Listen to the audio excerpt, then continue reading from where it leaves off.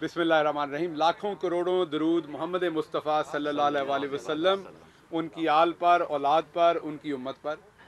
सबसे पहले तो मैं डॉक्टर निसार जट साहब का बहुत शुक्रगुज़ार हूँ, जिन्होंने इस प्रोजेक्ट का बेड़ा उठाया। जो छोटी मोटी मैं उनकी मदद कर सका वो अलग बात है, लेकिन असल बेड़ा उन्होंने उठाया हुआ था। उसके साथ साथ मैं संधू साहब का, अपने भाई ख्याल कास्ट्रो साहब का, राइवल का, गिल साहब का, उसके साथ साथ हमारे सजाद हैदर साहब, हमारे अताउल्ला साहब, राणा साहब और गफ़ार साहब, उसके साथ साथ doctor Saira, doctor Kulsoom, doctor Shaukat साहब और दूसरे अकाबरीन जितने भी आज तशरीफ़ लाए, सबका शुक्रिया अदा करता हूँ। मुझे पता है मेरे से आप वही बातें सुनना चाहते हैं, कोई और बात आप सुनना नहीं चाहते, तो लेकिन उससे पहले एक दो बातें कर लूँ, फिर मैं आपको अहम खबर देता हूँ आज की। नहीं, बिल्कुल नहीं तोड़ांगे, थोड़े पैसे पूरे करांगे आन दे। देखिए, सबसे पहले तो मैं, उसके बाद मैं कौमी सियासत पे बात करता हूँ, एक अहम खबर भी देता हूँ आपको, लेकिन सबसे पहले मैं इस प्रोजेक्ट पे बात कर लूँ और सबसे पहले इस हलके पे बात कर लूँ। देखिए, इस हलके में डॉक्टर निसार जट के लिए सियासत करना आसान नहीं था।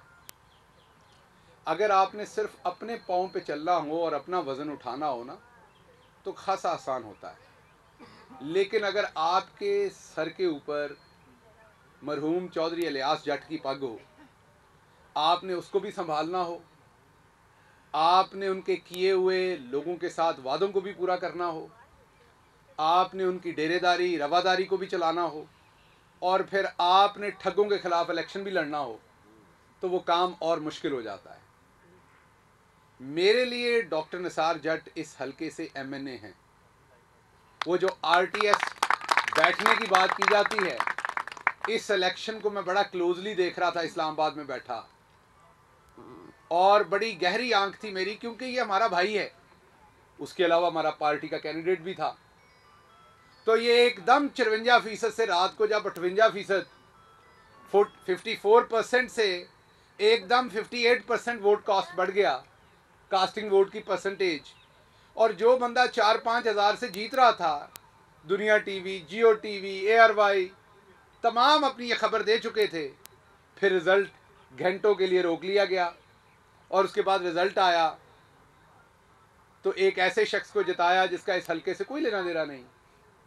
वो शॉपिंग करने आए हुए हैं हलके में, क्योंकि उन्होंने यहाँ से इलेक्शन लड़ना है। अगली दफ़ा मैं आपको अभी से बता दूँ, वो कहीं और से देख रहे हैं।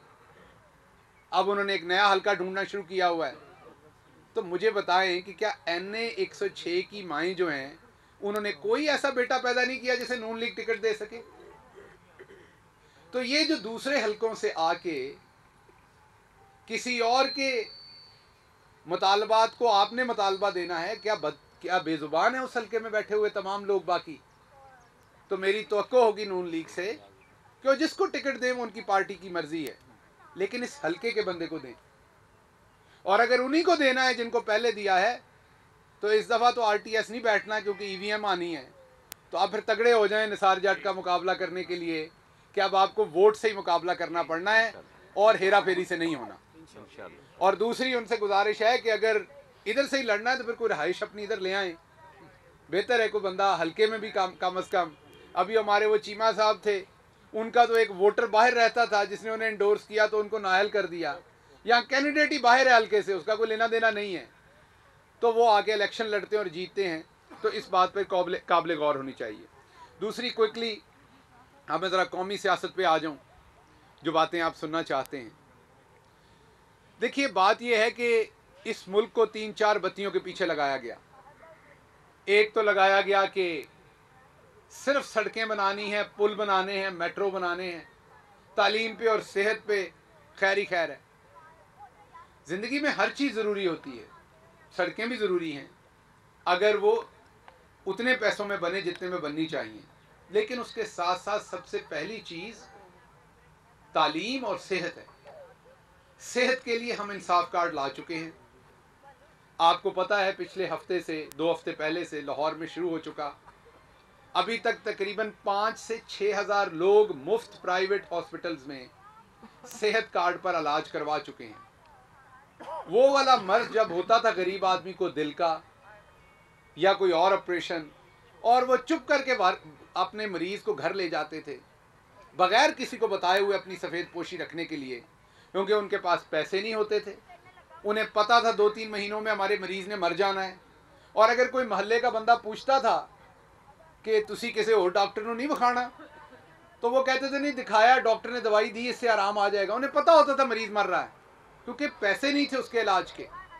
आज आपके भाई, आज आपके बेटे जिसका नाम इमरान खान है, उसने आज उस गरीब का हाथ पकड़ा है और उसको उस हॉस्पिटल में ले जाके खड़ा कर दिया है जहां पर डॉक्टर निसार जट जा सकता है, जहां शहबाज गिल जा सकता है, जहां राणा सनाउल्ला जा सकता है। मरियम उन्हों के अब्बा जी, उन्होंने चाचा, वो तो खैर बाहर ही जाते हैं क्योंकि उन्होंने मशीनरी को होर है अंदर, इतों के डॉक्टरों को समझ नहीं आती। उन्होंने अंदर जो टांके ने, वायरिंग है, वो सारी कोई होर हैगी है, इतों वाली नहीं हैगी। इसलिए इत्थे तो साडा ही इलाज हो सकता है। सो इमरान खान ने आप सबको वहाँ पे ला खड़ा किया है कि अब आपका मरीज घर में पैसे ना होने की वजह से मरेगा नहीं। जिंदगी और मौत अल्लाह के हाथ में है। इमरान खान आपका हाथ थाम के आपको वहाँ तक ले गया है। दूसरी बात है एजुकेशन की। फैसलाबाद पंजाब का दूसरा बड़ा शहर है, पाकिस्तान का तीसरा बड़ा शहर है, लेकिन जो तालीम के नाम पर इसके साथ मजाक किया गया वो हम सब के सामने है। बेटियां हमारी पढ़ नहीं सकती, कॉलेज छोड़ दें, हमारे पास मिडिल स्कूल पूरे नहीं है इस ज़िले में। सिर्फ जो मेरा इलाका है उसमें 47 प्राइमरी स्कूलों को मिडिल करवाया है और अभी भी वहाँ बेशबहा स्कूल हैं जिनको करवाने की ज़रूरत है। कॉलेजेस का आलम यह है कि बच्चियों को दूर दराज जाना पड़ता है। कल्चर हमारा ऐसा है, माँ बाप उसमें ये रिस्क नहीं ले सकते। तो हमारी बच्चियाँ जो बेहतरीन ज़हीन होती हैं, जो डॉक्टर बन सकती हैं, इंजीनियर बन सकती हैं, जो एग्रीकल्चर में जा सकती हैं, जो इवन मीडिया में आ सकती हैं, वो हमारी वकील बन सकती हैं, हमारी फ़ौज में जा सकती हैं, वो बच्चियाँ, वो सिर्फ तालीम ना होने की वजह से वो वहीं रह जाती हैं और अगली नस्ल भी उससे मुतासर होती है। तो इसलिए डॉक्टर साहब, मैं आपको मुबारकबाद देता हूँ।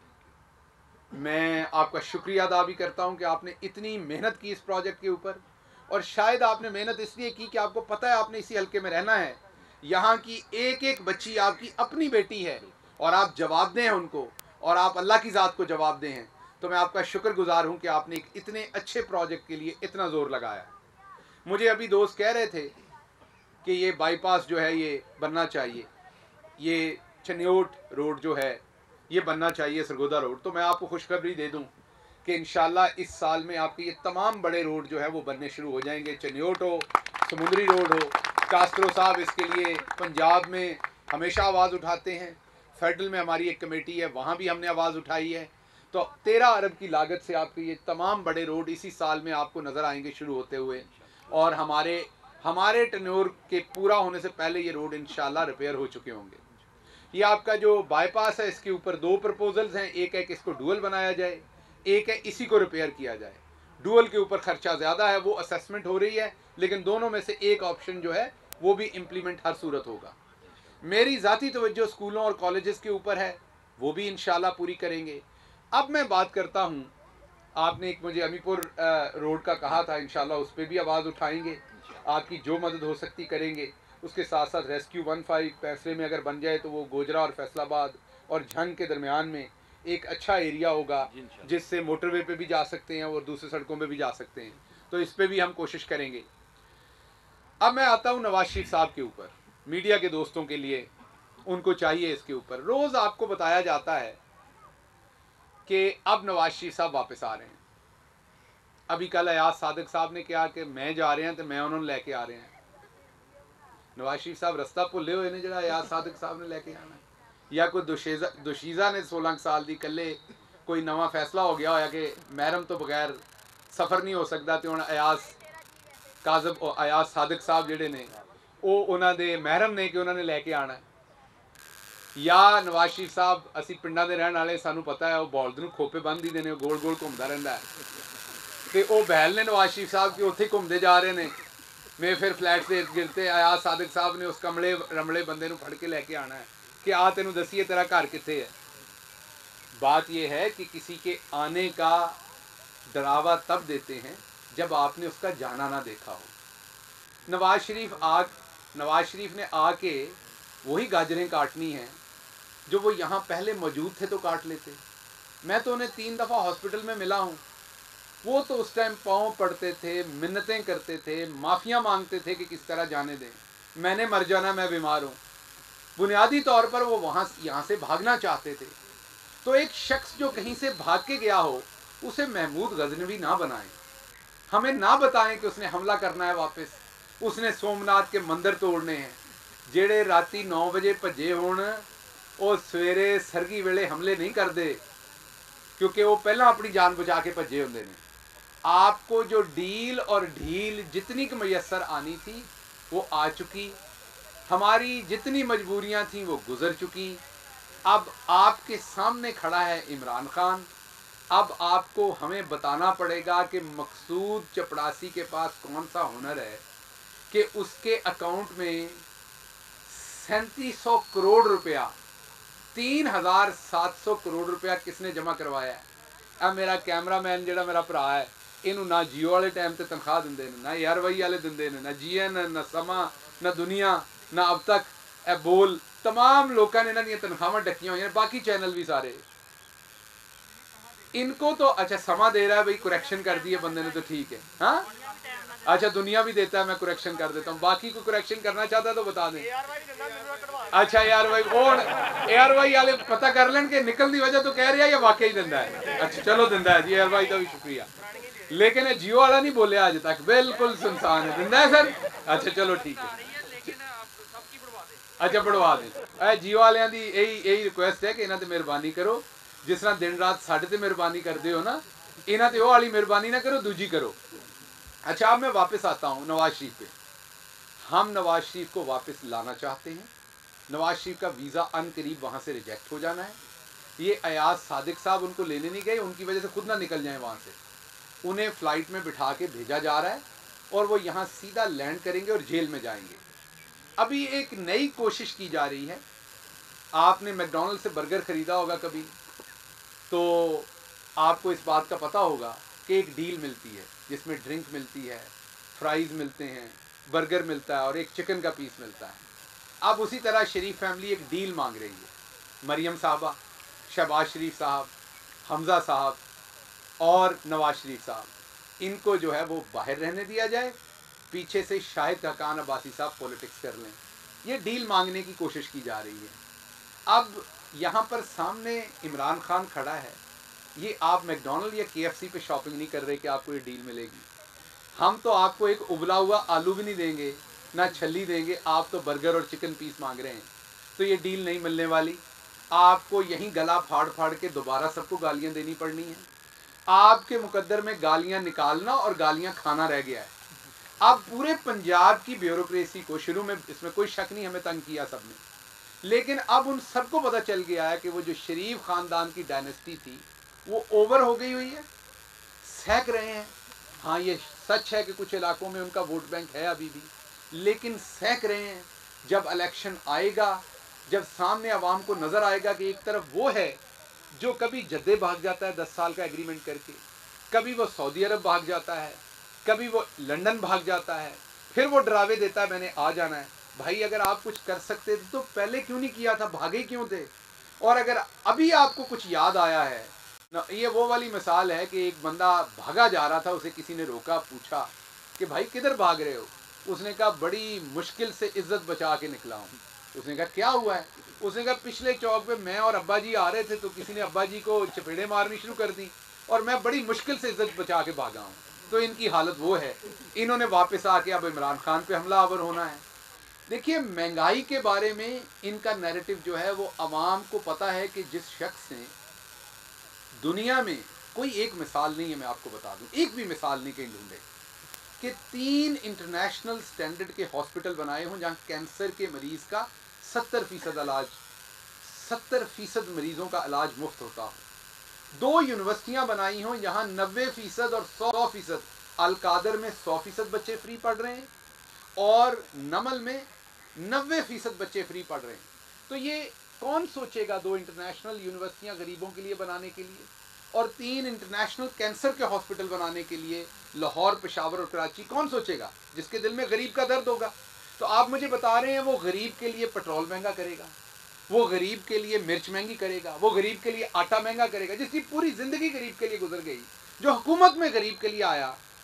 तो आज अगर टमाटर सस्ते हैं तो उसका AC, DC और उस्मान बुज़दार ठीक काम कर रहा है, और आटा या कोई और चीज़ अगर महंगी होती है तो उसका AC और DC गलत काम करता है। पहले इस चीज़ में से बाहर निकलें। ये जो शहबाज शरीफ ने हमें बेवकूफ़ बनाया हुआ था, ये एडमिनिस्ट्रेशन से चीज़ें कंट्रोल नहीं होती, ये डिमांड एंड सप्लाई है। तुसी बड़े सारे जिम्मेदार खलोते हो, ਇੱਥੇ दुहाने साढ़े ज़्यादा हो जाए तो सड़कों से रुल जाते हैं, घट होने तो लोग मिन्नतां करते फिरते हैं। कणक ज़्यादा हो जाए जिमीदार की तो लोग ਉਹਦੇ ਕੋਲੋਂ मिन्नतां कर ਉਹਦੇ ਕੋਲੋਂ खरीदते नहीं है, वो बोरियां लेने वास्ते मिन्नतां करता है। गंदम कम हो तो लोग आपके पीछे फिरते हैं। तो it is a demand and supply, and demand and supply increase हो सकती थी अगर हमने अपने फूड सेक्टर के ऊपर इन्वेस्टमेंट की होती। अगर आपने यहाँ पर इसी बाईपास के इर्द गिर्द सारी जगह पर आपके कोल्ड स्टोरेज बने होते, जैसे ही टमाटर आता, जिमीदार का टमाटर 5 रुपए किलो फसल से ना उठता, उसे 30 रुपए मिलते, आपको सारा साल वो टमाटर 40 रुपए में मिलता, 300 में ना मिलता।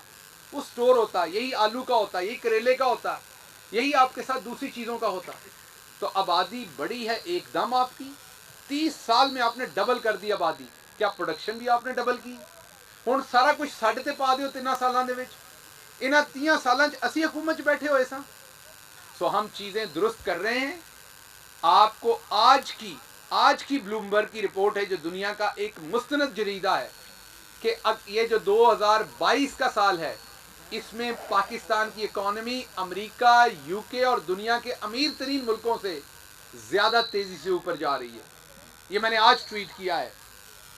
इसी तरीके से आपको देखना पड़ेगा कि आज आपकी एक्सपोर्ट बढ़ गई है, आपके रेमिटेंसेस डबल हो गए हैं, लेकिन इनके लिए हुए कर्जों का जवाब तो आपको देना पड़ना है ना, वापस करने पड़ने। अभी से जून तक 8.5 अरब डॉलर हमने कर्जा वापस करना है। हमारे मुल्क की कुल आमदन जो है वो देख लें, और फिर देख लें कि ये 8.5-9 अरब डॉलर अभी से लेके जून तक आपने वापस करना है। वो तो भला हो ओवरसीज पाकिस्तानी का, जो आपके साथ डट के खड़ा है, जिसने 20 अरब से बढ़ा के इमरान खान पे यकीन करते हुए 30 अरब पे अपने रेमिटेंसेस ले गया है। वो जो 10 अरब बढ़े हैं, उसकी वजह से जो इन चोरों का लिया हुआ कर्जा है 11 अरब हमने हर साल वापस करना है, वो हम कर पा रहे हैं। हमें कहते हैं हम ज़्यादा कर्जा ले रहे हैं बाहर से, ये बिल्कुल झूठ है। हम हर साल 2.3 अरब डॉलर कर्जा ले रहे हैं बाहर से नेट। मैं दोबारा रिपीट कर रहा हूँ, हम 2.3 अरब डॉलर कर्जा ले रहे हैं, क्योंकि पैसे पूरे नहीं होते जो 11 अरब इनका वापस देना है। 11 अरब डॉलर हमने इनका हर साल वापस देना है जो ये लेके गए। उसके लिए बहुत सारे पैसे तो हम अपने खर्चे कट करके पूरे कर चुके हैं, लेकिन जो उनसे पूरे नहीं होते उसके ऊपर हमें 2.3 अरब डॉलर लेना पड़ता है कर्जा, इनका कर्जा वापस करने के लिए। ये कितना कर्जा लेते रहे हर महीने, हर साल? 4.5 अरब डॉलर, हमसे दुगने से भी ज़्यादा। तो ये हमें कहते हैं कि आपने कर्जे ज़्यादा लिए, और इन्होंने उसका इंटरेस्ट भी नहीं देना था। ये 5 अरब वापस करते थे साल का, और हम 11 अरब वापस करते हैं इनका लिया हुआ कर्जा। तो आप लोगों के ऊपर इस टाइम बिल्कुल पूरी दुनिया में सख्ती है, यहाँ भी है। महंगाई है, पेट्रोल आज भी ऊपर गया है, 15 दिन बाद सस्ता होगा तो सस्ता करेंगे, महंगा होगा तो महंगा करना पड़ेगा। पेट्रोल आज भी ऊपर गया, मानते हैं, क्योंकि पूरी दुनिया में महंगा हुआ है। कमोडिटीज़ की प्राइसेस ऊपर हैं, लेकिन हम ये देख रहे हैं कि अगले 2 से 3 महीने में ये तमाम चीज़ें नीचे आएंगी, ये कीमतें कम होंगी। उसके बाद इनके पास कोई नैरेटिव नहीं होगा, और ये फिर खज्जल ख़राब होंगे। और आखिरी बात आपके साथ करता चलूँ कि अब शहबाज शरीफ नहीं बच सकेगा। शहबाज शरीफ ने आखिरी ऑफ़र की है, हाथ फैलाया है 4 की डील उठाने का। ये वादा दिया है कि मरियम भी सियासत नहीं करेगी। अगर आप 4 की डील दे दें हमें, मुझे, मेरे बेटे को, मरियम साहबा को और नवाज शरीफ साहब को बख्श दें, हम लंदन चले जाते हैं सारे। ये जो कहते थे एक पेज फट गया है, वो असल में अब अपने शनाख्ती कार्डों के ऊपर खाली पेज ढूंढ रहे हैं कि वीज़ा किड़े मुल्क का लवाना है तो किदों लवाना है। मैं अब आपको बताता हूँ, इमरान खान ने मोहर तैयार रखी हुई है, हाथ में पकड़ी हुई है, और वो मोहर है आपके वारंट पे, जिसके थ्रू आपने जाना है जेल में। हुण वीज़े नहीं लगने, जो होना सी हो गया, ठीक है कई बारी लोग कमला समझ के लुट लेंदे ने। असी नवे आए सां हुकूमत दे विच, सानू तुहाडे चरित्रां दा नहीं सी पता, सानू नहीं सी पता कि मकसूद चपड़ासी तो लैके हस्पताल दे MS तक तुसी अपने बंदे भर्ती कीते ने। तुसी कहंदे हो खून नवाज शरीफ दा है, लेकिन उत्थों किसी कसाई कोलों कट्टे दा खून लैके विच पा के ਉਹਦੇ प्लेटलेट्स चेक करके ते तुसी वो थल्ले करके ते वो चोर नूं उत्थे भेज दिता है। इंशाल्लाह उसको भी वापस लेके आएंगे और एहतसाब होगा और अन करीब आप शहबाज शरीफ को इंशाल्लाह सलाखों के पीछे देखेंगे, क्योंकि एक एक चपड़ासी के अकाउंट में 4-4 अरब रुपया आया है। जवाब देना पड़ेगा कि वो 4 अरब रुपया कहाँ से आया है। एक दफ़ा फिर आपका बहुत शुक्रिया, डॉक्टर साहब आपका, कास्ट्रो साहब आपका, संधू साहब, गिल साहब, राणा साहब, गफ़ार साहब, आप सब दोस्तों का बहुत शुक्रिया, आप तशरीफ़ लाए। मेरी बहनें यहाँ बैठी हैं, वो बहुत तशरीफ़, जो आप सब लोग यहाँ तशरीफ़ लाए, आप सबका बहुत शुक्रिया। आखिर पे मैं मीडिया के लिए आखिरी बात कर दूँ। 2 चैनल्स के साथ हमने बात की, जैसे हम उनके साथ इंटरेक्ट करते हैं, तो हमें उन्होंने बताया कि हमारे पास इतना बिजनेस है कि हमें आजकल गवर्नमेंट के एड्स की ज़रूरत नहीं है। ये 2 चैनल्स ने हमें खुद कहा, और वही चैनल हैं जिनमें से एक तनख्वाह नहीं देता लोगों की टाइम पे। 2 चैनल्स ने हमें कहा कि हमारे पास इतना बिजनेस है कि गवर्नमेंट के पैसों की हमें आजकल ज़रूरत नहीं है।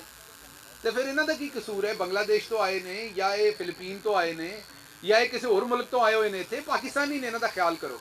सो इसलिए एक तो मैंने ये बड़ी वाजे की है बात, प्राइम मिनिस्टर साहब से भी की है, आइंदा कोशिश की जाएगी कि ये जो एड्स के पैसे हैं ये सहाफ़ियों की तनख्वाह के साथ लिंक किए जाएँ। ये तनख्वाहें दें तो इन्हें एड्स के पैसे मिलें, वरना इन्हें पैसे ना मिलें। मैं इसके सिलसिले में आवाज़ उठाऊंगा और आप सब दोस्तों की मुझे इसमें हेल्प चाहिए होगी। बहुत शुक्रिया जी। मैं मिलता हूँ, आप सवाल ले लूँ सिर्फ।